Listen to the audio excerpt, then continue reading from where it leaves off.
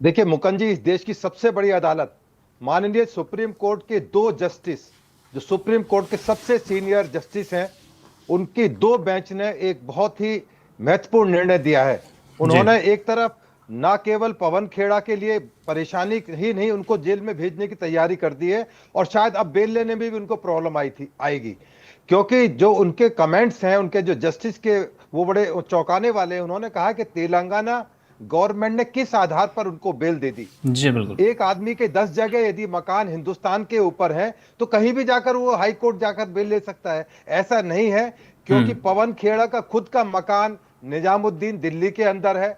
उन्होंने वहां से भागकर, चूंकि वहां पर कांग्रेस की गवर्नमेंट थी, तो उनको लगा कि शायद वहां कुछ बचाव हो जाएगा, वहां जुडिशरी पर कुछ प्रेशर बनाकर कुछ और किस बड़े बड़े बैटरी ऑफ लॉयर्स खड़े कर कर के, आप देखें ना कितने बड़े बड़े एडवोकेट्स उनके लिए वहां पर हवाई जहाज पकड़कर वहां अपीयर हुए और काफी हद तक रिलीफ भी लेकर आए। अब वो रिलीफ कैसे मैनेज किया, यही तो सुप्रीम कोर्ट ने कहा है कि जी। उनका जुडिक्शन ही नहीं था कि अपनी जुडिक्शन से बियॉन्ड जाकर उन्होंने 1 वीक का ट्रांजिट रिमांड उनको दे दिया। तो ये तो एक प्रेसिडेंट बन जाएगा, कोई भी हम्म। आदमी भाग जाएगा, क्योंकि बड़े रसूखदार लोग हैं। 10 प्रॉपर्टी 50 प्रॉपर्टी हर स्टेट में बना सकते हैं, तो कहीं भी कोई ऐसा मामला फंसेगा तो बेल ले आएंगे। परंतु अब जो, चूंकि हिम्मत बिश्वा ने कहा था कि मैं पवन खेड़ा का पेड़ा बना दूंगा, तो शायद अब वो पेड़ा बनने का समय आ गया है, क्योंकि अब उनको गुवाहाटी कोर्ट के अंदर या थाने के अंदर आसाम पुलिस की जो एसआईटी बनी हुई है, उसकी इन्वेस्टिगेशन ज्वाइन करनी ही होगी। और हम्म। ज्वाइन करने का मतलब अरेस्ट, सीधा सीधा उसका मतलब अरेस्ट है। वो कोई ऐसा चाय या कॉफी पिलाकर तो विदा करने के लिए आए नहीं है, कि सुप्रीम कोर्ट तक आसाम गवर्नमेंट गई है, तेलंगाना में ढूंढ रही है। निजामुद्दीन में उनके घर की सर्च ली गई है, तमाम डॉक्यूमेंट्स, लैपटॉप और तमाम डिजिटल चीजें उनकी कब्जे में ली गई हैं। और इस वजह से तमाम चीजें बिल्कुल अब स्पष्ट हो चुकी हैं, क्योंकि सुप्रीम कोर्ट ने बिल्कुल अपने आदेश के अंदर दिया, आप पढ़ें वर्बैटम, तो बिल्कुल हम्म। ये लग रहा है कि एक तरह से उनको क्लीन चिट दे दी है कि अब आप इस आदमी को अरेस्ट करके जेल में डाल सकते हैं, पूछताछ कर सकते हैं, जो भी इन्होंने फॉल्स डॉक्यूमेंट दिए हैं। और सबसे खतरनाक जो स्थिति होने वाली है, वो कहते हैं ना, हम तो डूबेंगे सनम, तुमको भी लेकर डूबेंगे। अब जो ये डॉक्यूमेंट्स प्रिक्योर किए गए, हेमंत बिश्वा का मैंने भी एक सुना था, उन्होंने कहा कि ये सीधा सीधा राहुल गांधी से कनेक्ट होता है। राहुल बाबा ने उनको डॉक्यूमेंट दिए कि जाइए, चौड़े होकर वहां प्रेस कॉन्फ्रेंस कीजिए गुवाहाटी के अंदर, हम्म। और देखिए पूरे हिंदुस्तान में हंगामा मचेगा, और ये गवर्नमेंट जाने वाली है, ये गवर्नमेंट इसी बिना पर चली जाएगी और चलिए इनका विजय कोई जीरो हाशिए पर आ विजय जाएंगे। जी भी तो हमारे उसका साथ है। हशर आपने देख लिया। बिल्कुल सर, विजय कौशिक जी भी हमारे साथ है कांग्रेस का पक्ष रखने के लिए। विजय जी, ये क्या हुआ? 5 दिन पहले ही खबर आई थी आपके नेता के लिए, पवन खेड़ा जी के लिए। आपके साथ भी हमने बात की थी, समझने की कोशिश की थी कि कैसे ये आपके लिए जीत है तेलंगाना हाई कोर्ट से। और अब तेलंगाना हाई कोर्ट के फैसले को ही कह सकते हैं आप, आदेश को स्टे लगाने की बात कही है सुप्रीम कोर्ट ने। उनका कहना है कि अगर गुवाहाटी में आपके ऊपर केस दर्ज हुआ, असम में एफआईआर हुई मानहानि जालसाजी को लेकर, तो आप वहां पर जाकर अपनी अपील क्यों नहीं करते? तेलंगाना हाई कोर्ट का क्या हक बनता है, वो क्यों इसमें दखल दे? अब आगे आपका क्या प्लान है? सुप्रीम कोर्ट के इस आदेश के बाद क्या करेंगे? देखिए, हम सुप्रीम कोर्ट के आदेश का सम्मान करते हैं और इसके खिलाफ जो भी कानूनी लड़ाई लड़ी जा सकेगी हम्म। वो हमारी पार्टी पवन खेड़ा के लिए लड़ेगी। क्योंकि पवन खेड़ा का जो बयान था वो सही मायने में, तो जब हमारा कोई प्रवक्ता सरकार के ऊपर या किसी व्यक्ति के ऊपर कोई जी। आरोप लगाता है तो उसके सबूत उसे खुद ही जुटाने होते हैं। कभी भी ऐसी कोई परंपरा नहीं रही है कि पार्टी सबूत जुटाए। या जैसा कि अभी मैं देख रहा था कि भी कहा जा रहा था कि राहुल गांधी जी ने पेपर दिए कथित रूप से और कहा कि जाओ सरकार को गिरा दो या सरकार के खिलाफ भी प्रोपेगेंडा कर दो। हमारी पार्टी सिद्धांतवादी पार्टी है, हम कभी ऐसा नहीं करते। रही बात पवन खेड़ा के जेल जाने की बात, हम्म। तो भाई हेमंत बिश्व शर्मा को खुली छूट है कि आप जो कर सकते हो कर लीजिए, जो बिगाड़ सकते हो बिगाड़ लीजिए। क्योंकि आपकी बातें तो यही इशारा कर रही हैं कि आप राजनीतिक दुश्मनी का बदला लेने के लिए किसी भी हद तक जा सकते हो। पवन खेड़ा को पवन पेड़ा बना सकते हो आप। आपने खुद ही कहा है कि भाई पवन खेड़ा पकड़ में आएगा तो उसका हम्म। पवन पेड़ा बना देंगे। सर, तो आपसे ये जो समझना रंजिश ये की, भी चाहेंगे कि पवन खेड़ा जी को लेकर जो सुप्रीम कोर्ट में आज पूरी चर्चा का विषय रहा, सॉलिसिटर जनरल तुषार मेहता ने भी जो पक्ष रखा, जो मैंने सवाल भी किया सीधे तौर पर आपसे कि ये जो तेलंगाना हाई कोर्ट से उन्होंने राहत लेने की बात की, वो आसाम में क्यों नहीं उन्होंने इस तरह की दलीलें पेश की, जो कि अब उन्हें करनी होगी सुप्रीम कोर्ट के इस आदेश के बाद? ये बात तो सुप्रीम कोर्ट को तय करनी है। कि अगर सुप्रीम कोर्ट को ये लगता है तेलंगाना हाई कोर्ट ने एक तरीके से जुल्म किया है, अन्याय किया है, या कानून व्यवस्था की आंखों में धूल झोंकने का काम किया है और ये हाई कोर्ट का हक नहीं था, तो उन परिस्थितियों में उन जजों के खिलाफ और उस पूरे सिस्टम के खिलाफ सुप्रीम कोर्ट को कार्रवाई करनी चाहिए। हमने कब रोका है? जहां तक उनके वहां पर बेल एप्लीकेशन लगाने की बात है, तो मैं स्पष्ट कर दूं, पूरा देश जानता है कि इस बार जो तेलंगाना में चुनाव हुए थे, वहां से पवन खेड़ा की धर्मपत्नी ने चुनाव लड़ा था। तो हो सकता है कि उन्होंने अपना वोट वहां ट्रांसफर करा लिया हो, अपना एड्रेस पहले ही वहां ट्रांसफर करा लिया हो, जिसकी वजह से जो अपनी है वो वहां पर लगाई। तो ये पवन खेड़ा केवल रिलीफ पाने के लिए वहां पर ऐसा कर दिया। अरे भाई, सुप्रीम कोर्ट को अगर अपनी हाई कोर्ट पर भरोसा नहीं है, अगर सुप्रीम कोर्ट को लगता है कि हाई कोर्ट ने भ्रष्ट होकर ये फैसला दिया है, तो हाई कोर्ट के ऊपर कार्रवाई करे। उसमें पवन खेड़ा का क्या रोल है? पवन खेड़ा तो भाई देखिए, जो उनके पास डॉक्यूमेंट थे लगाए होंगे ना उन्होंने, भाई जब हाई कोर्ट में उन्होंने अपनी याचिका दायर की तो लगाया होगा ना अपनी रेजिडेंस का कोई प्रूफ जी। तो अगर प्रूफ लगाया है तो पवन खेड़ा कहां से गलत हो गए?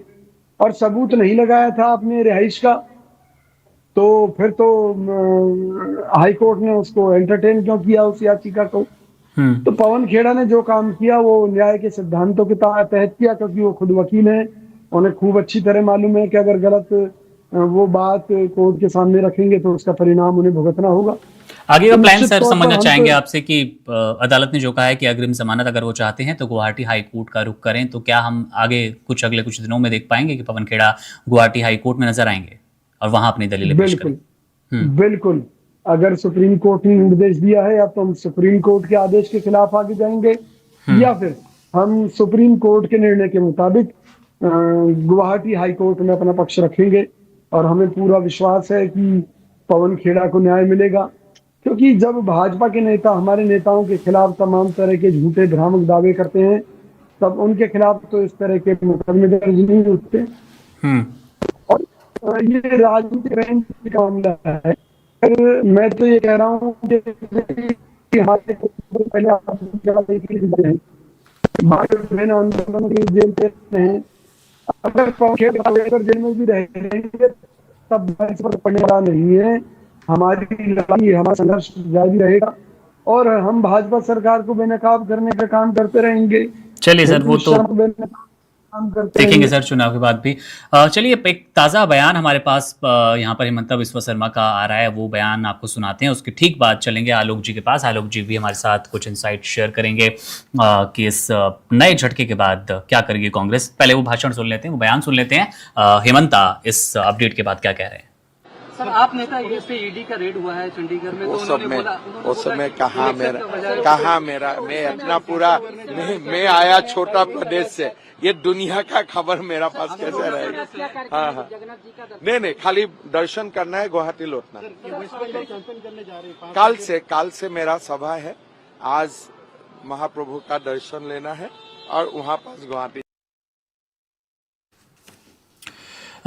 चलिए, आगे आपको वो पूरा बयान, वो पूरा भाषण सुनाएंगे। आलोक जी से ले लेते हैं जानकारी। आलोक सर, 10 अप्रैल को हम लोग साथ थे, हम लाइव शो में जानकारी ले रहे थे, बात करने की कोशिश भी कर रहे थे कि आखिर आगे वाले दिनों में क्या होने वाला है। 1 हफ्ते का वक्त तेलंगाना हाईकोर्ट ने जरूर दिया था, लेकिन वो 1 हफ्ता अभी पूरा नहीं हुआ, 2 दिन बचे ही थे कि 5वें दिन ही सुप्रीम कोर्ट से झटका मिलता है। सुप्रीम कोर्ट कहता है कि आप अपनी अपील लेकर गुवाहाटी जाइए, आसाम जाइए, वहां पर आप पर केस हुआ था, वहीं पर फैसला कीजिए। तो कैसे देख रहे हैं सर इस माजरे को? अब अगला कदम क्या हो सकता है कांग्रेस का? क्योंकि ये जो संकट के बादल है, इन पर भी खत्म नहीं होने वाले। जिस जनता की न्याय, जिस जनता के पैसों को बचाने की बात, जिस भ्रष्ट आरोपों के साथ ये लड़ाई की शुरुआत हुई थी, वो तो कहीं खोता नजर आ रहा है।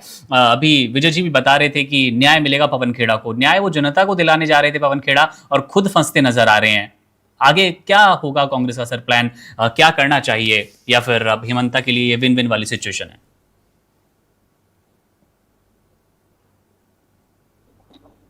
मुकुंद जी, मैं एक चीज जानना चाहता हूं जिसकी मुझे जानकारी नहीं है, से भी, वेद प्रकाश जी से भी और कांग्रेस प्रवक्ता से भी, कि क्या जो आरोप पवन खेड़ा जी ने लगाए हैं वो सिर्फ प्रेस कॉन्फ्रेंस के जरिए लगाए हैं या कोई उसका लीगल पहलू भी है उनके साथ? Has he filed a case against the accused जिसके बारे में ही बोल रहे हैं? जी, आपको कोई जानकारी है कि क्या इन्होंने कोई केस किया है? आलोक जी का जवाब या दीजिए। विजय जी को कोई जानकारी है? सुनिए, खेड़ा जी सुप्रीम कोर्ट के एडवोकेट हैं। उन्होंने जो बयान दिया, तथ्यों के साथ जो रखा, वो तथ्य उन्हें कहाँ से मिले होंगे और उसके आधार पर उन्होंने बात की है। राजनीति में एक बात आम है और उन्होंने जाहिर सी बात है कि कानूनी आधार पर ही अपना पक्ष रखा है प्रेस कॉन्फ्रेंस के माध्यम से सबूतों के साथ। नहीं, डेफिनेटली उन्होंने कोई केस किया है मिसेज हेमंता पर या नहीं? नहीं, इसमें केस करने की बात होती, क्योंकि खुद राहुल गांधी जी ने भी जब कई मुद्दे उठाए चुनाव आयोग के खिलाफ, तो चलिए, मतलब वर्बल एक आरोप प्रत्यारोप का ये पूरा दौर है आप आलोक जी। वर्बल एक्यूजिशन पे जबकि इतने बड़े आरोप लगाए हैं इन्होंने और उसको ये कोर्ट में नहीं ले गए हैं, तो कैसे उनके ऊपर कोई कार्रवाई होगी? मान लीजिए मैं कोई प्रेस कॉन्फ्रेंस का के बोलूं कि मुकुंद जी ने 5 लाख करोड़ की चोरी कर ली है जी, तो उनके पीछे पुलिस थोड़ी दौड़ने लगी मेरे वक्तव्य से, या कानून के जजेस थोड़ी वहां पे पहुंचने लगेंगे? सर, मानहानि वाला मामला आलोक जी, मानहानि का भी जिक्र है ना इसमें कि उसके लिए मैंने कहा ना इसको कोर्ट, किसी कोर्ट में तो ले जाना होगा ना। ये कोर्ट में नहीं ले गए हैं जी। इसके उलट मिसेज हेमंता ने इनके ऊपर केस कर दिया है जिसके ऊपर पुलिस की कार्रवाई हो रही है, जिसके लिए ये बेल के लिए भागे फिर रहे हैं और आज सुप्रीम कोर्ट ने इनको उसके ऊपर तमाचा जड़ दिया कि नहीं, मामला गुवाहाटी का है, आप गुवाहाटी में ही जाके इसका निराकरण करो जी। लेकिन इन्होंने जो अगर केस किया होता अपने सबूतों के साथ मिसेज हेमंता पर, तो वेद भूषण भी इस पे ऊपर ज्यादा जानकारी दे पाएंगे, तो वहां की भी पुलिस मिसेज हेमंता के पीछे पड़ी होती, और नहीं पड़ी होती तो देश के लोग देखते कि एक पक्षीय कार्रवाई हो रही है। लेकिन अभी तक ना आप बता सके, न वेद भूषण जी के पास इसका कोई प्रमाण है, और विजय कौशिक जी ने तो इससे कन्नी काट लिया कि उन्होंने कोई केस किया है या नहीं किया है। अगर केस नहीं किया है तो बातें हवा में है इनकी। जिसको उन्होंने मानहानि का केस दर्ज किया है, जिसके ऊपर पुलिस इनके ऊपर कार्रवाई करेगी, और अगर इनके पास ठोस सबूत है तो इनको पेश करने पड़ेंगे, नहीं है तो इनको उसका भुगतना पड़ेगा सजा। बिल्कुल आलोक जी, वो आरोप भी एक बार सुन लेते हैं। मैं यही जान पा रहा हूँ। हाँ जी, वो आरोप भी सुन लेते हैं जिन आरोपों पर ये पूरा माजरा चल रहा है, और आलोक जी भी समझना चाहते हैं। आरोप तो 10 तारीख को भी सुन लिए थे, आज भी सुन रहे हैं, लेकिन to carry it forward legally, क्या इन्होंने उस पर केस किया है इनके ऊपर? विजय जी तो साहब मना कर रहे हैं ना सर, वो तो मना कर रहे हैं ना कि वर्बली आरोप प्रत्यारोप है, कि जैसे कि राहुल गांधी लगातार कहते रहते हैं कि आसाम के सीएम भ्रष्ट सीएम है, और वही अब हमारे नेता कह रहे हैं। वर्बली आरोप का कोई औचित्य होता है? चलिए सर, वो कानून के बारे में अच्छा समझा सकते हैं हमें वेद भूषण जी समझ लेते हैं। सर वेद भूषण जी मुझे बताएं, मैंने कह दिया कि वेद भूषण जी ने भारत सरकार का 10 लाख करोड़ गबन कर दिया है, तो क्या इनके ऊपर कार्रवाई हो जाएगी मेरे कथन से?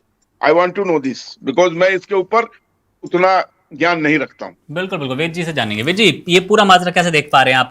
विजय जी का कहना है कि वर्बली ही चल रहा होगा ये मामला, जैसे कि राहुल गांधी भी कहते हैं कि 15 साल जेल में डाली क्योंकि आप भ्रष्ट हैं, वैसे ही पवन खेड़ा ने ये आरोप लगाए हैं। बेशक दस्तावेज लहराए हूं, लेकिन वो वर्बल ही है, ऐसा इनकी जानकारी में है। हम इस जानकारी को और पुख्ता आपसे करना चाहेंगे कि ये कानूनी प्रक्रिया चलती कैसी है, और आगे कितना ये मामला और पेचीदा होगा। क्या सच में कोई केस बनता है फिर जब आप वर्बली डील करते हैं इस पूरे आरोपों को? मुकुंद जी, मैं बस साहब की बात से बिल्कुल इत्तेफाक रखता हूं। यदि उनकी बात में कोई सत्यता थी, उन्होंने 3 पासपोर्ट कहां से उनकी जानकारी में आए? क्या AI शॉप से बनाए गए? जो उनका दुबई का पासपोर्ट बताया गया है, क्योंकि दुबई के अंदर परमानेंट पासपोर्ट नहीं मिलता, वहां लिविंग पासपोर्ट मिलता है। तो इन्होंने कौन सी एजेंसी से वो पासपोर्ट की फोटो स्टेट या ब्लैक एंड व्हाइट, कलर्ड भी नहीं, ब्लैक एंड व्हाइट कॉपी ली? और दूसरा, एक आम आदमी पार्टी के जो नेता है केजरीवाल, उनकी पार्टी का ही पवन खेड़ा ने उसी तरह से लाइन पर वो चल पड़े, एलिगेशन लगाना और भाग जाना, उसको सत्यता वत्यता से कोई घेरा नहीं। आपको याद होगा जब केजरीवाल सत्ता में आने से पहले उन्होंने कहा था यदि सत्ता में आ गया तो शीला दीक्षित को नेक्स्ट अगले ही दिन भ्रष्टाचार के आरोप में जेल में डाल दूंगा। और उन्होंने बड़े बड़े नेता पर, गडकरी पर, कोई नेता ऐसा नहीं छोड़ा जिनके लिए उन्होंने कहा कि यदि मैं सीएम बन गया तो इन सबको जेल डाल दूंगा।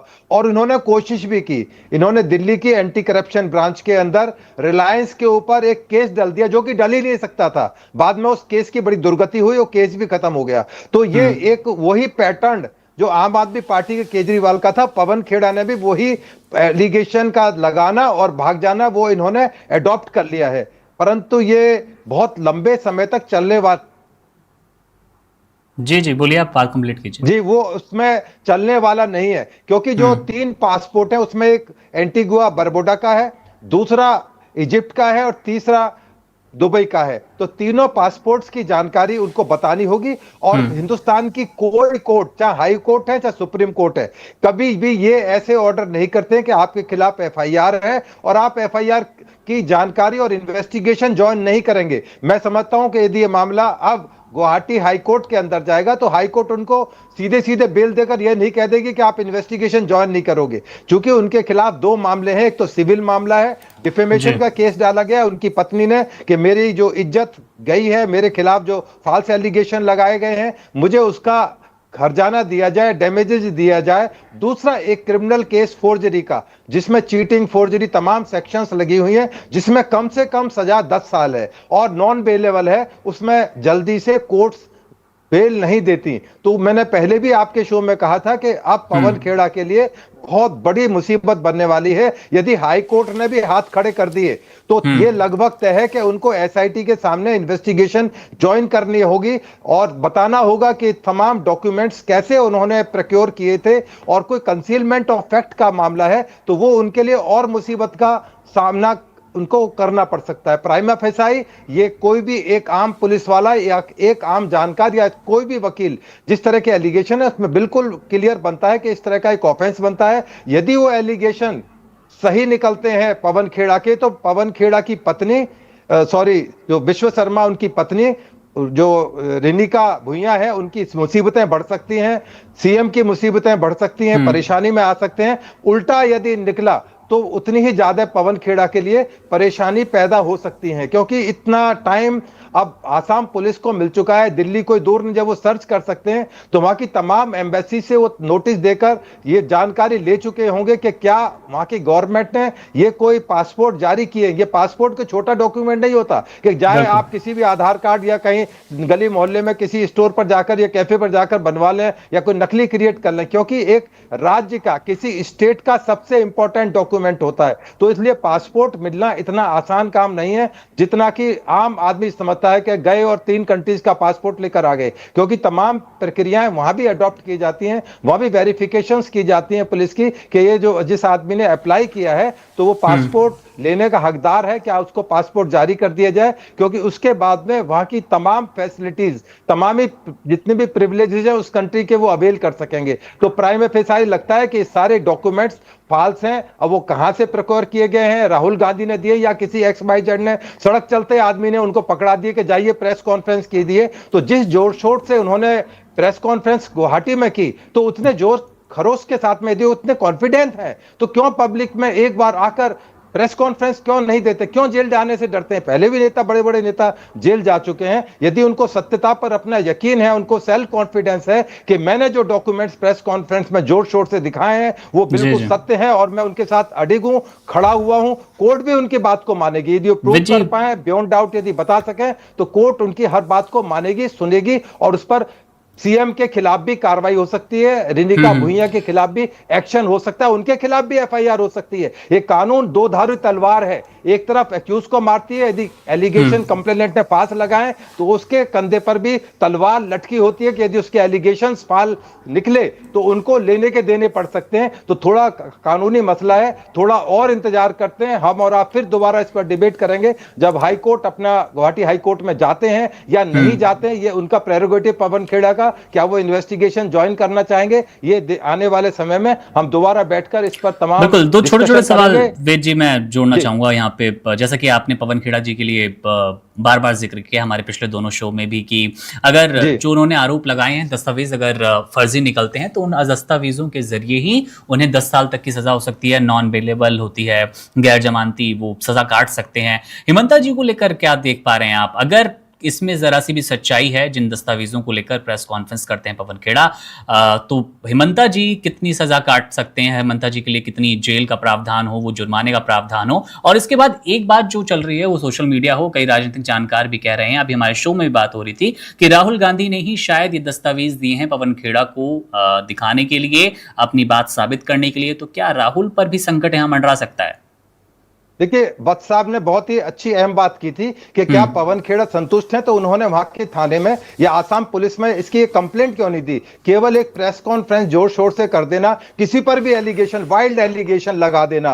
अब बताइए, अमेरिका में एक कंपनी ब्योमिंग नाम की कंपनी 52,000 करोड़ का इन्वेस्टमेंट वो दिखा रहे हैं, उसका सोर्स उनके पास क्या है? क्या 52,000 करोड़ की कंपनी उनकी पत्नी के नाम पर है? 52,000 करोड़ रुपए कैसे कहा है? यदि वो सत्यता में, पवन खेड़ा में सत्यता है, तो उनकी मुसीबतें बढ़ सकती हैं, रिंकी भुइयां भी जेल जा सकती हैं। ऐसा तो नहीं महिलाएं जेल नहीं गई हैं, और बड़े बड़े सीएम जेल गए हैं। हरियाणा के सीएम को सजा हुई, 10 साल की सजा हुई, उत्तर प्रदेश के, बिहार के सीएम को सजा हुई। तो ऐसा कुछ नहीं है कि बड़े आदमी को सजा नहीं हो सकती। कानून है, सिस्टम है, बशर्ते आपको बियॉन्ड डाउट ये प्रूव करना होगा कि जितने भी एलिगेशंस लगाए गए बिल्कुल सत्य हैं, और आज की डेट में तमाम चीजें डिजिटल हैं। अब वो उन्होंने कैसे प्रोक्योर किए हैं, ये पवन खेड़ा अपनी इंट्रोगेशन में पुलिस को बताएंगे, और पुलिस के द्वारा जब चार्जशीट कोर्ट में पेश की जाएगी, हम सबको पता लगेगा कि जो इन्वेस्टिगेशन की क्लोजिंग हुई है वो किन ग्राउंड्स पर की गई है, क्या वो एक्यूज्ड है, क्या वो कंप्लेनेंट है, क्या वो दोबारा, अभी पवन खेड़ा के पास टाइम है, वो अभी भी जाकर, क्योंकि क्रिमिनल केस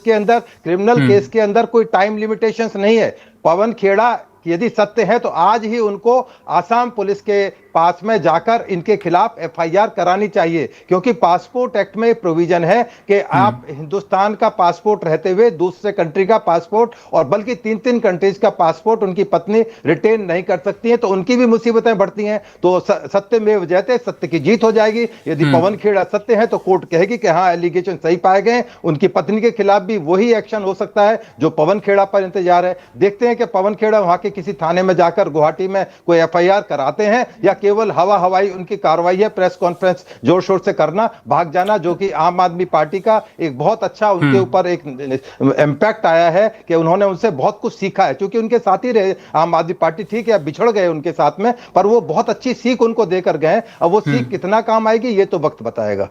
बिल्कुल, राहुल वाला सवाल भी सर आपसे लेंगे, लेकिन आलोक जी तब से वेट कर रहे हैं। आलोक सर, आप कैसे देख पा रहे हैं, अगर जैसा कि हमारे शो में अभी बात चल रही थी, अगर ये दस्तावेज गलत साबित होते हैं पवन खेड़ा के, और राहुल गांधी का उसमें कहीं जिक्र आता है, बाद में कहीं से बात निकल कर आती है कि हमारे नेता ने ही ये दस्तावेज हमें दिए थे आगे के अपने आरोपों को प्रस्तुत करने के लिए, साबित करने के लिए, तो वहां से कांग्रेस के लिए सर कितनी संकट की ये घड़ी आ सकती है? क्या संभावनाएं देख पा रहे हैं कांग्रेस?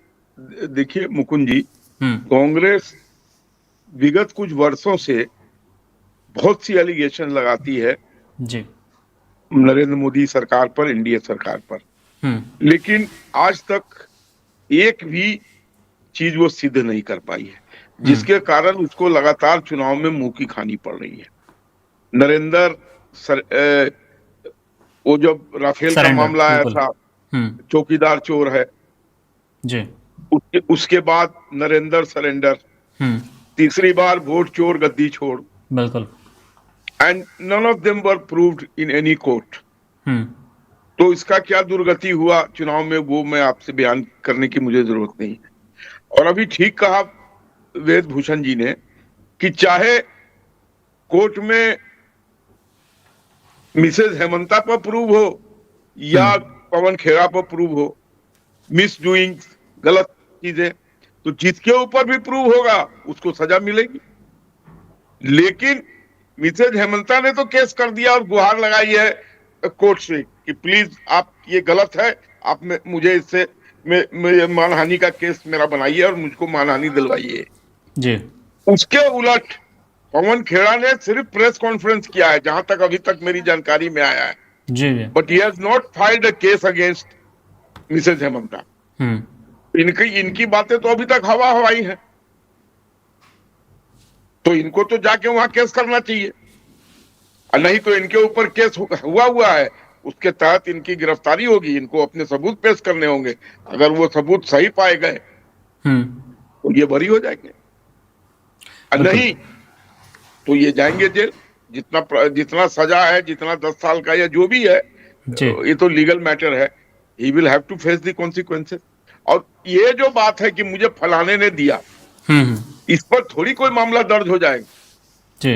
अब मान लीजिए मैं कहता हूं कि फलाने ने मर्डर किया, और जब मेरे से पूछा जाएगा कोर्ट में तो मैं कह दूं मुकुंद जी ने मुझे कहा था, तो इससे थोड़ी मामला बन जाएगा। भाई कहा था तो उसका क्या प्रूफ है? फर्जी दस्तावेज बनाना सर, आलोक जी समझना चाहेंगे ये भी, क्योंकि लगातार वो चाहे हेमंता शर्मा हो, मान लीजिए फर्जी दस्तावेज, अभी 1 मिनट के लिए मान लीजिए कि पवन खेड़ा के दस्तावेज सारे फर्जी हैं, हाँ जी, तब हाइपोथेटिकल, लेकिन राहुल गांधी ने दिए, इसका क्या सबूत है इनके पास कि राहुल गांधी ने दिए? कोर्ट तो सबूत पे चलेगा। बिल्कुल। आप अपने को अगर उससे बचाना चाहेंगे कि चलो जी मैंने तो उन्होंने कागज दिया, मैंने पेश कर दिया, उसका भी तो कोई प्रूफ मांगेगा। तो ये सब चीजें अभी तक जो कांग्रेस कर रही है, मैं नहीं कहता कि उनके पास जो तथ्य है वो गलत है, because I am nobody, I am not court. बिल्कुल। तो मैं कौन होता हूं इसके ऊपर टिप्पणी करने वाला? मैं तो इतना ही कह सकता हूं कि अगर उनके दस्तावेज सही हैं तो उनको सही चैनल में जाकर उसकी पुष्टि करवानी चाहिए। चलिए, सिर्फ प्रेस कॉन्फ्रेंस कर देने से ये मामला सिद्ध नहीं हो सकता है। चलिए, वो और उसके बाद जिस तरीके से ये भागे वहां से, हाँ, अरे देश के लिए शहीद होना पड़ता है, पार्टी के लिए भी शहीद होना पड़ता है, ये बात भारतीय जनता पार्टी से सीखें। वहां के लोग पार्टी के लिए कुछ भी कर गुजरने को तैयार रहते हैं। ये अरेस्ट होते, उस पर भी हंगामा खड़ा होता, कांग्रेस के लोग जुलूस निकालते, कांग्रेस के लोग आसानी से तो नहीं बैठते अपने नेता के गिरफ्तारी के बाद वहां। आपने देखा था जब राहुल गांधी को बुलाए गए थे कोर्ट में नहीं, वो ऑफिस में ईडी के, तो सारे एमपी उनके परेड कर रहे थे उस रोड पर जी। तो इस तरीके से अगर बातें होती तो उसका एक स्वरूप निकलता और एक त्वरित कार्रवाई हो सकता है मिसेज हेमंता पर उलट वार हो जाती, लेकिन अभी तक तो एक तरफा नजर आ रहा है। और जहां भी ये जा रहे हैं, अरे 7 दिन का राहत, कोई राहत होता है? पलक झपते 7 दिन निकल जाता है, वो भी अब 5 दिन हो गया। बिल्कुल। वो भी कोर्ट ने काट दिया। तो अभी तक तो ये भागते नजर आ रहे हैं, तो अंतोगत्वा इनको जाना तो पड़ेगा वहां। अगर कानूनन है चीजें तो he will have to go to Guwahati. जी, अब फैसले के बाद तो सर करना ही पड़ेगा। विज जी, अब आपसे समझना चाहेंगे पवन खेड़ा का जो वीडियो हैदराबाद से आया था, जहां उन्होंने कहा था कि हेमंता जी मैं डर नहीं रहा हूं, आप सोच रहे हैं कि मैं भाग गया हूं आसाम छोड़ के, मैं आसाम से नहीं भागा हूं, मैं दिल्ली से नहीं भागा हूं, लेकिन आपकी पुलिस को जरूर अवॉइड कर रहा हूं। सर, इसके पीछे क्या मकसद हो सकता है? पुलिस अवॉइड करने के पीछे गिरफ्तारी से बचना चाहते थे? क्या उनको उस गैर जमानती आरोपों का, धाराओं का डर था, या कुछ और पार्टी का नया प्लान हो सकता है इसके पीछे? कानूनन रूप से हम समझना चाहेंगे कि गिरफ्तार होकर और गिरफ्तारी से बचकर कैसे कांग्रेस इस पूरे माजरे में, इस पूरे मामले में बचती नजर आती, या खुद को जीत की तरह देखती? देखिए मुकुंद जी, ये जो ऑफेंस है अगेंस्ट स्टेट है, जो फोर्जरी की धारा जो अंग्रेज लोगों ने कानून बनाया था आईपीसी, जो भारतीय न्याय संहिता 2024 का रूप है, उसमें माना गया था यदि कोई भी आप फोर्स डॉक्यूमेंट तैयार करते हैं वो स्टेट के खिलाफ एक ऑफेंस माना गया है, इसलिए उसको नॉन बेलेबल 10 साल की मिनिमम सजा का प्रावधान उसके अंदर रखा गया है। तो बुद्धम शरणम गच्छामि, उनको बुद्ध की शरण में गुवाहाटी में जाना ही होगा, उनकी जो एसआईटी है उसके सवालों का सामना करना होगा, सत्य और झूठ का फैसला वहां की अदालत है, तमाम सिस्टम मौजूद है। केजरीवाल अब नीचे की कोर्ट से अब हाई कोर्ट चले गए, सुप्रीम कोर्ट चले गए, तमाम प्रक्रियाएं हैं, उसके लिए तमाम सिस्टम बने हुए हैं। केजरीवाल अपने आप को खुद डिफेंड कर रहे हैं बड़ी से बड़ी कोर्ट के अंदर, ठीक है, उनके साथ बहुत बड़े बैटरी ऑफ लॉयर्स हैं, परंतु अब पवन खेड़ा को, जो कि बहुत आप बता भी रहे हैं सुप्रीम कोर्ट के बहुत सीनियर एडवोकेट है, लीगल चीज को समझते हैं, तो उन्होंने क्या आंख बंद करके वो डॉक्यूमेंट्स लिए और हवा में उड़ा दिए? तो वो जवाब तो उनको देना होगा। आज नहीं तो कल कब तक बकरे की माँ खैर मनाएगी। उसको इन्वेस्टिगेशन तो ज्वाइन करना ही होगा और बताना होगा कि जो उन्होंने तमाम एलिगेशन इंडिया से लेकर अमेरिका तक जितनी भी कंट्रीज हैं वहां पर उतना इन्वेस्टमेंट, तमाम प्रॉपर्टी, तमाम चीजें गिनवाई हैं कि उनकी सत्यता के पीछे कौन है, क्योंकि उनकी तमाम कॉल डिटेल्स भी खंगाली जाएंगी, उनकी जो लोकेशन है वो भी खंगाली जाएगी। क्या इस दौरान वो राहुल गांधी से किन किन लोगों से मिले, क्या उनके मेल में कोई इस तरह के मेल के द्वारा आए गए, किसके द्वारा मेल ये जनरेट किया गया है, तमाम चीजें कि इन्वेस्टिगेशन का सब्जेक्ट है और बहुत ही सीरियस इन्वेस्टिगेशन का मामला है, क्योंकि छोटे मोटे पॉलिटिकल पार्टी से कनेक्टेड नहीं है। कांग्रेस हिंदुस्तान की लार्जेस्ट पार्टी है, बीजेपी आज सुप्रीम पार्टी है, तो ये चीजें कहीं ना कहीं जाकर सेटल होंगी। और सबसे इंपॉर्टेंट है कि ये इलेक्शन का दौर है, आसाम के अंदर, वेस्ट बंगाल के अंदर, तेलंगाना, तमाम स्टेट्स के अंदर इलेक्शन हो रहे हैं, ये उनको भी इंपैक्ट करेंगी। तो आने वाला समय एक बहुत क्रूशियल है दोनों पार्टीज के लिए। सत्य और असत्य के बीच की लड़ाई है। अब इस सत्यता को कौन जीत पाता है, असत्य को कौन साबित कर सकता है, ये वक्त की कसौटी पर तय होगा। हम और आप केवल इस पर डिबेट कर सकते हैं, अदालतों के निर्णयों की एक विवेचना कर सकते हैं, तमाम जो इन्वेस्टिगेशंस की जो प्रक्रियाएं हैं उनको मैं और आप डिस्कस कर सकते हैं, कानूनी जो मामले हैं उनको जो है वकील और तमाम पार्टीज के द्वारा हम लोग कर सकते हैं, पर वक्त ही तय करेगा कि कौन जीता इस तमाम प्रक्रिया के अंदर, कौन हारा। ये तमाम चीजें इन्वेस्टिगेशन के बाद ही क्लियर हो पाएंगी। ये समझना चाहेंगे सर थोड़ा सा हम आपसे कि ये जो इन्होंने अपनी दलीलें पेश की थी सर, असल में क्या अंतर क्या होता है, आखिर क्यों तेलंगाना उन्हें जाना पड़ा? आसाम में ही अगर ये जो कि अब सुप्रीम कोर्ट के आदेश के बाद करना होगा, गुवाहाटी में जाकर अपने सबूतों को सही साबित करना, या फिर आपने इसी तरह कोई भी जालसाजी का केस जबरदस्ती नहीं बनाया, ये बातें साबित करनी है, तो ये पहले ही सर गुवाहाटी में क्यों नहीं हो गया? तेलंगाना में कौन सा ऐसा मोक्ष द्वार था, ऐसा कौन सा सुरक्षित घेरा था जिस चक्कर में उन्हें जाना पड़ा पवन खेड़ा को? देखिए मुकज्जी, उन्होंने अपनी मुसीबतें और ज्यादा बढ़ा ली हैं। एक तो मुसीबतें उनकी वहां पर एफआईआर उनके खिलाफ उनकी पत्नी ने कराई थी, रिंकी भैया ने। उन्होंने जो भागकर अपने आप को भागकर दौड़कर अंडरग्राउंड हो गए, दिल्ली में भी नहीं मिले, तेलंगाना पहुंच गए और वहां की हाई कोर्ट में किसी तरह से उन्होंने मैनेज कर लिया। कोर्ट ने मैनेज सबका तो इस्तेमाल नहीं किया, परंतु मैं चूंकि इंडिपेंडेंट आदमी हूं, मैंने जरूर इस बात पर कहता हूं कि कहीं ना कहीं कुछ चीजें मैनेज की गई हैं, क्योंकि जो बड़े एडवोकेट्स हैं, मनु सिंह भी और तमाम बैटरी ऑफ लॉयर्स हैं, वो एक्सपर्ट माने जाते हैं इस फील्ड के अंदर मैनेज करने के लिए। तो कुछ ना कुछ चीजें मैनेज की गई कि एक हफ्ते का इंटरिम ले लिया और फिर गुवाहाटी हाई कोर्ट का तब तक हमें टाइम मिल जाएगा, हम वहां भी मैनेज कर लेंगे। परंतु दुर्भाग्य से वो मैनेज नहीं हो पाया। आसाम पुलिस दौड़कर सुप्रीम कोर्ट चलेगी। अब सुप्रीम कोर्ट की जो सबसे बड़ी अदालत है, वहां के 2 जस्टिस ने उनको लताड़ मार दी तेलंगाना हाई कोर्ट को, और एक तरह से आसाम पुलिस को उन्होंने क्लीन चिट दे दी कि गो अहेड इन्वेस्टिगेशन कीजिए। तो ये बड़ा एक अपने लिए एक पवन खेड़ा ने मुसीबत पैदा कर ली है। और चूंकि ये मामला जब ये कोर्ट में इनके लिए बेल के लिए जाएगा या गुवाहाटी हाई कोर्ट में जाएगा या अरेस्ट हो जाएंगे, मैं फिर कह रहा हूं कि अरेस्ट उनका लाजमी है। यदि ये केस फाल्स है तो अरेस्ट तो उनकी होगी। अब कितने टाइम जेल में रहेंगे, कितने टाइम बेल मिलेगी, ये तमाम लीगल और कानूनी मसले हैं, परंतु लगभग अरेस्ट होना अब तय है। कब अरेस्ट होते हैं, कितने दिन बाद अरेस्ट होते हैं, कितने दिन तक वो अंडरग्राउंड रहकर भाग सकते हैं, बैटरी ऑफ लॉयर्स की मदद कर सकते हैं, ये पवन खेड़ा जब आएंगे, सरफेस होंगे, दोबारा एक प्रेस कॉन्फ्रेंस करेंगे, तब उसके बाद पता लग पाएगा। परंतु ये जरूर है कि ये जो सारा भाग दौड़ हुई है, इससे इनको नुकसान ज्यादा होगा, फायदा नहीं होगा। मुकुंद जी, ओवर टू यू। राजनीतिक विश्लेषक के तौर पर जब आलोक जी हमारे साथ हैं, तो अब आसाम चुनाव से जुड़ा हुआ पूरा मुद्दा है, तो वो भी समझने की कोशिश करते हैं।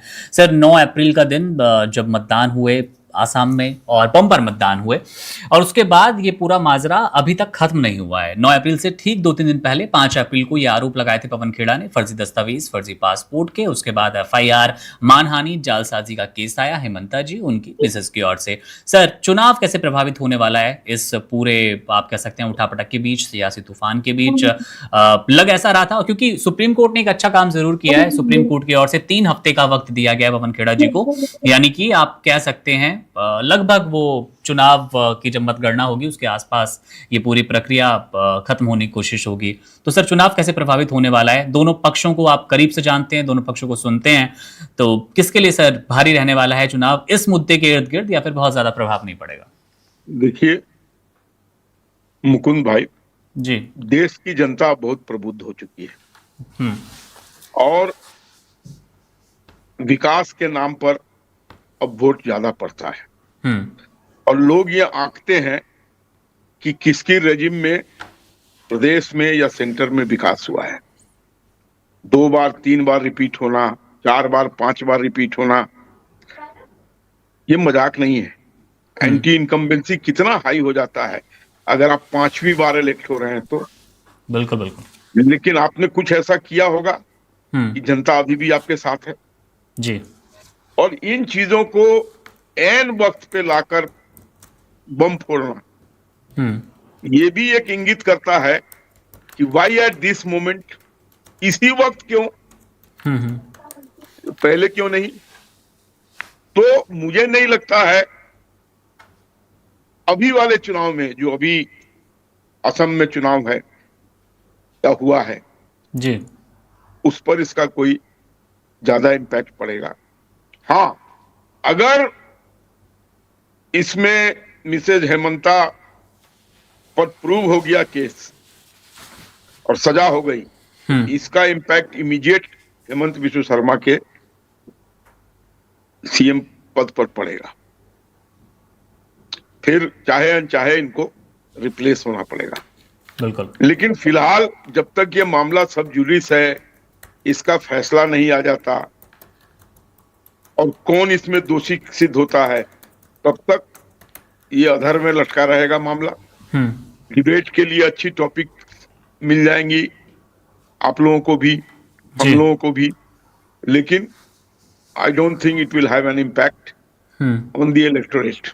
इलेक्टोरेट विकास के साथ खड़ा है और इसमें कहीं कोई शक नहीं है कि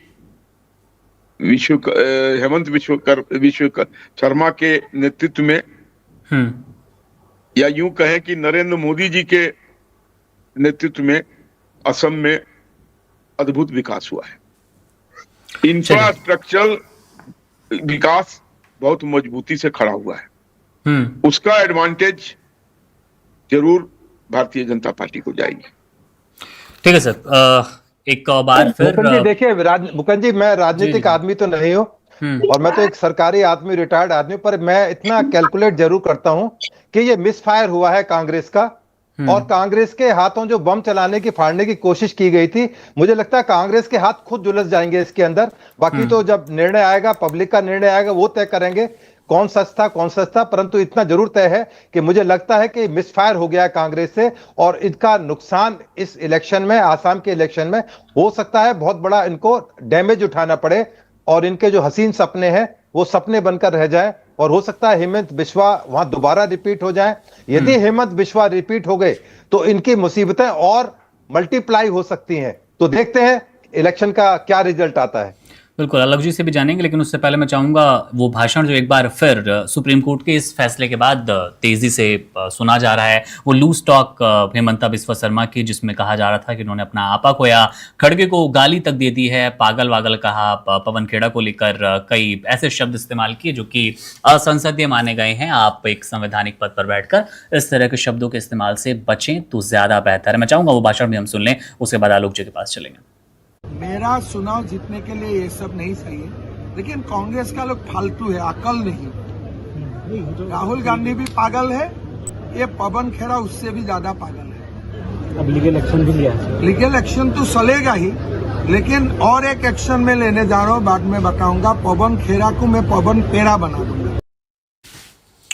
तो आलोक जी, बैकफायर की बात कर रहे हैं वेद जी। सर, क्या सचमुच आपने बेशक कहा कि चुनाव पे बहुत ज्यादा फर्क नहीं पड़ने वाला, लेकिन मेरे मन में भी एक सवाल है और हमारे दर्शक भी बार बार ये सवाल पूछ रहे हैं कि कांग्रेस जिन आरोपों के साथ आई थी, बहुत मैं कहूँ मजबूती के साथ, कई मीडिया साथी वहां पर थे, उस प्रेस कॉन्फ्रेंस में नजर आ रहे थे, जो कि आखिरी प्रेस कॉन्फ्रेंस कह सकते हैं इस पूरे आरोप के गेम के बीच में।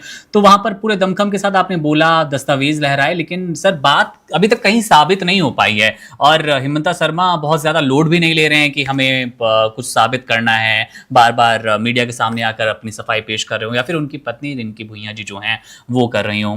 कांग्रेस सर करना क्या चाहती थी, हो क्या गया? और अभी हमारे साथ कांग्रेस के साथी विजय जी थे, वो भी कह रहे थे कि पवन जी को न्याय मिलेगा। कहां आप जनता को न्याय दिला रहे थे, कहां अपना न्याय ढूंढ रहे हैं? सर म्यूट हैं आप, आपकी आवाज नहीं आ रही। आलोक जी आप शायद म्यूट हैं, आपकी आवाज। हाँ नहीं, मैं म्यूट नहीं हूं। आवाज आ रही है, बस जी की आवाज आ रही है। देखिए, वेद भूषण जी राजनीतिक नहीं है, लेकिन हमारे आपके कंपनी में भी थोड़ा थोड़ा राजनीतिक भी हो गए हैं। अभी इन्होंने कहा ना कि ये उल्टा पड़ गया है, ये राजनीतिक भाषा ही है और ये सही में उल्टा पड़ गया है जी। जो गए थे किसी को बांधने, वो खुद बंधे नजर आ रहे हैं या खुद बंधने की उनके ऊपर प्रक्रिया हो रही है, तो इसको उलट दांव ही तो कहेंगे ना। बिल्कुल। तो अभी तक तो ऐसा ही प्रतीत होता है, लेकिन क्योंकि मामला सब जुडिस हो गया है, इसलिए we should wait for the outcome of the court. उस पर पूरा भरोसा है अभी हम लोगों को। हाँ, इतना जरूर है कि senior leader CM of Assam, जिस भाषा का उन्होंने प्रयोग किया, पवन खेड़ा पेड़ा, मुझे लगता है वो थोड़ा गैर जिम्मेदाराना और थोड़ा मैच्योर्ड लैंग्वेज नहीं था। लेकिन आजकल के नेताओं का स्तर मौखिक रूप से तो बहुत गिर गया है। ये तो हमारा आप रोज देखते हैं किस किस तरीके के भाषा का प्रयोग करते हैं। पार्लियामेंट तक को नहीं छोड़ते, वहां भी अभद्र भाषा का खुलेआम प्रयोग होता है। So that is the deterioration of the society, so the deterioration of the man also. बस जी मैं एक बात कहना चाहूंगा यहाँ, ये भी उसी पार्टी का हिस्सा है, कुछ ना कुछ तो असर तो रहेगा अपनी पार्टी का, पुरानी पार्टी का, आप ये माने ना माने, ये भी उन्होंने आप हंस रहे हैं मेरी बात को लेकर। अब भाई वो राहुल गांधी उनको कुत्ते का बिस्कुट ऑफर कर रहे हैं, तो कुछ ना कुछ तो असर तो रहेगा। नहीं लगता है वेद भूषण जी, ये वॉशिंग मशीन में पूरी तरीके से नहीं धुल पाए थे, अभी धुले नहीं, असर रह गया थोड़ा था, इसलिए उन्होंने पवन खेड़ा और तमाम चीजें की। अभी एक दो स्नान और बाकी है अभी तो देखते हैं। बिल्कुल, जो क्योंकि उनकी भाषा, मैं भी आपकी बात से इत्तेफाक रखता हूं कि एक इतने बड़े राजनीतिक नेता को इस तरह की भाषावली का इस्तेमाल नहीं करना चाहिए, शब्दों की एक मर्यादा होनी चाहिए। मैं आपकी इस बात से बिल्कुल इत्तेफाक करता हूं, परंतु जब किसी की पत्नी पर इतने सीरियस एलिगेशन लगते हैं तो वो थोड़ी देर के लिए जरूर तिलमिलाए होंगे, हो सकता है उसका एक असर रहा। तो उम्मीद करते हैं कि आपकी बात हमारी बात तक, विश्वास तक पहुंचेगी और इस तरह की भाषा इस्तेमाल नहीं करेंगे। इन परिस्थितियों में विचलित नहीं होना ही तो दर्शाता है कि ये दर्शाता है कि आप कितने मैच्योर्ड हैं। बिल्कुल, मैं एग्री करता हूं आपकी बात से, इत्तेफाक रखता हूं।